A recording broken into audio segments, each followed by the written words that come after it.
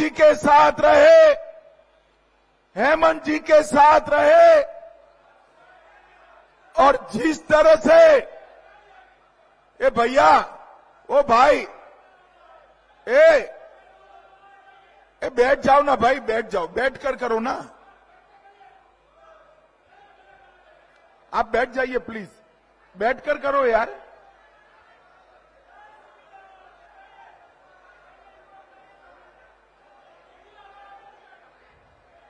अरे आप भी बैठ जाइए, पीछे बैठ जाइए, बैठ जाइए, चलो बैठ जाओ भाई, बैठ जाओ। अरे इतने सारे लोग कह रहे हैं, मान लो भैया।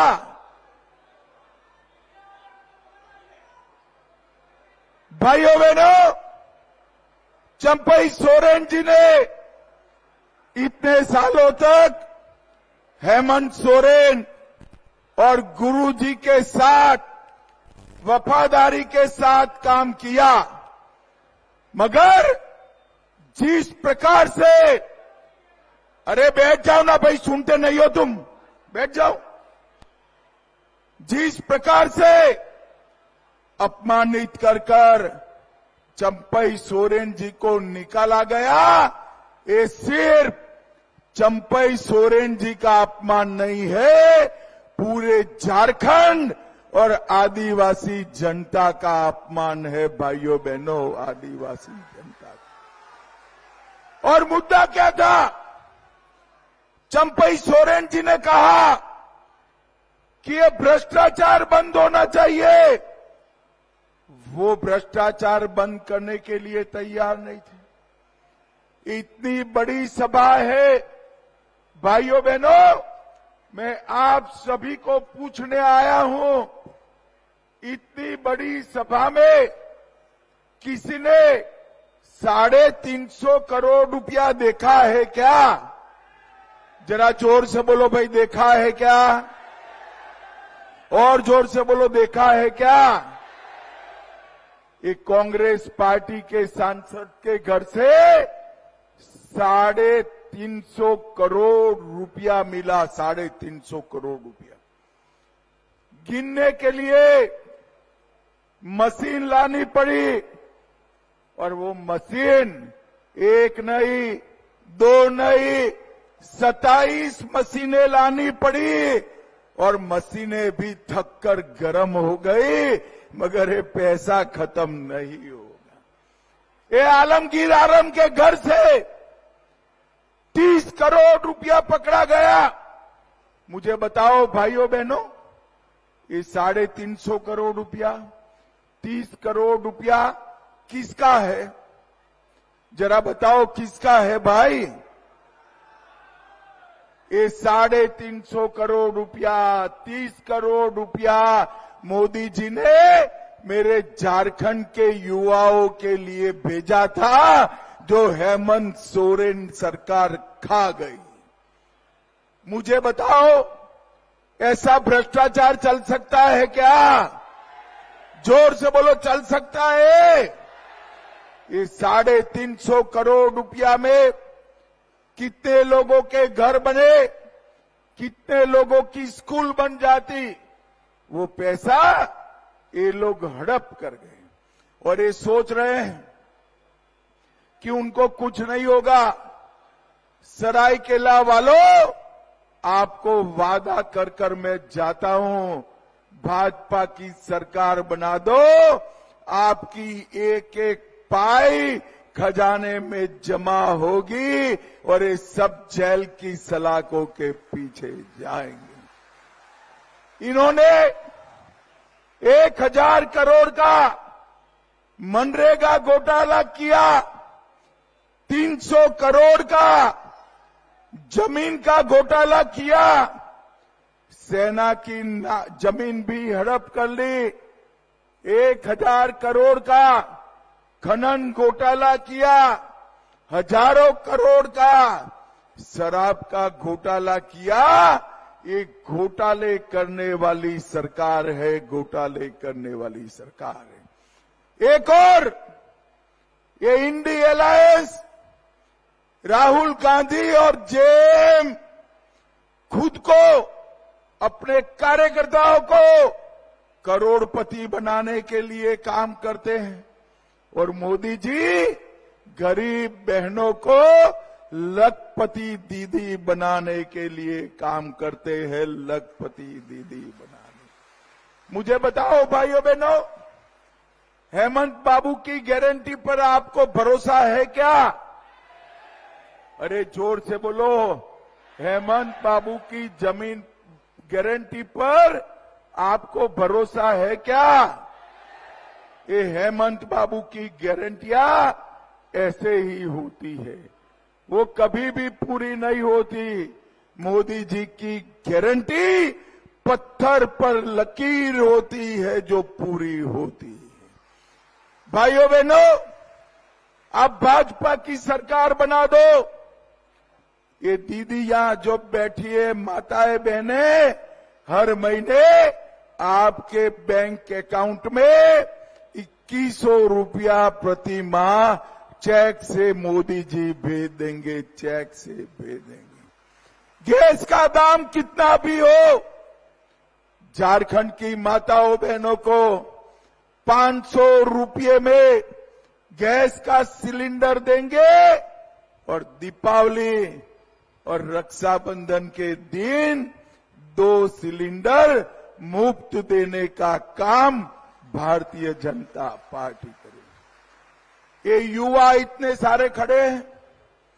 हेमंत जी ने वादा किया था कि युवाओं को बेकारी भत्ता देंगे, कुछ मिला है भाई? अरे जोर से बोलो, मिला है? आप भाजपा सरकार बना दो, हर युवा को 2000 रुपया बेकारी भत्ता देने का काम भारतीय जनता पार्टी करेगी। 2,85,000 सरकारी नौकरियां भरी जाएगी। और हेमंत बाबू के राज में नौकरी देने में भ्रष्टाचार हुआ, पेपर लीक हुए। ये पेपर लीक करने वालों को भाजपा सरकार बनने के बाद उल्टा लटकाकर सीधा करने का काम भारतीय जनता पार्टी करेगी। 2,85,000 युवाओं को सरकारी नौकरी देंगे और निशुल्क बालू प्रधानमंत्री आवास बनाने वाले गरीबों को निशुल्क मुफ्त में बालू देने का काम हम करेंगे। कोई भी महिला संपत्ति खरीद करेगी तो उसको इस पर स्टैंप ड्यूटी नहीं भरनी है। और इसके साथ साथ आदिवासी कल्याण के लिए सिद्धो कानो रिसर्च सेंटर करेंगे। कृषि सुरक्षा नीति 3100 रुपया जितना भी धान होगा ना, दाना दाना 3100 रुपया खरीद कर 24 घंटे में किसान के बैंक अकाउंट में पैसा ट्रांसफर करने का काम भारतीय जनता पार्टी करेगी। वृद्धों का, विधवाओं का और दिव्यांगों के लिए 2500 रुपया हर महीना भेजा जाएगा। और झारखंड इंटर्नशिप ट्रेनिंग सेंटर उसको हम खोलेंगे। भाइयों बहनों, अभी अभी कांग्रेस ने तय किया है, महाराष्ट्र में वादा किया है कि हम मुसलमानों को आरक्षण देंगे। अगर मुसलमानों को उनको आरक्षण देना है तो आदिवासियों का, पिछड़ा वर्ग का, दलितों का काट कर देना पड़ेगा। झारखंड वालों, मुझे बताओ, आदिवासी, दलित और पिछड़ा वर्ग का आरक्षण कम करना चाहिए क्या? अरे जोर से बोलो, करना चाहिए? आप चिंता मत करो, आदिवासी, दलित और पिछड़ा वर्ग को हम आरक्षण को हाथ नहीं लगाने देंगे, नहीं लगा देंगे। भाइयों बहनों, आज पूरा झारखंड और विशेष कर आदिवासी क्षेत्र घुसपैठ से परेशान है। हमारे चंपई सोरेन जी ने घुसपैठ का मुद्दा उठाया। हेमंत बाबू ने कहा आप सीएम पद छोड़ दो। मुझे बताओ, आदिवासी क्षेत्र में आबादी कम होती जा रही है, घुसपैठिए घुस रहे हैं, हमारी बच्चियों से शादी रचाकर जमीन हड़पने का कार्यक्रम चल रहा है। ये रोकना चाहिए या नहीं रोकना चाहिए? जोर से बोलो, रोकना चाहिए या नहीं रोकना चाहिए? क्या जेएम रोक सकती है? जोर से बोलो, रोक सकती है? कांग्रेस रोक सकती है? लालू यादव रोक सकते हैं? मैं आपको वादा करता हूं, भाजपा की सरकार बना दो, भाजपा की सरकार बना दो। आदमी तो क्या, परिंदा भी पैर न मर पाए, इस तरह से घुसपैठ को हम रोक देंगे। इसके साथ साथ हम एक कानून लाएंगे, हम एक कानून लाएंगे। आदिवासी बच्ची से घुसपैठिए शादी करते हैं तो बच्ची की भूमि उनके नाम पर नहीं होगी, ऐसा कानून लाएंगे।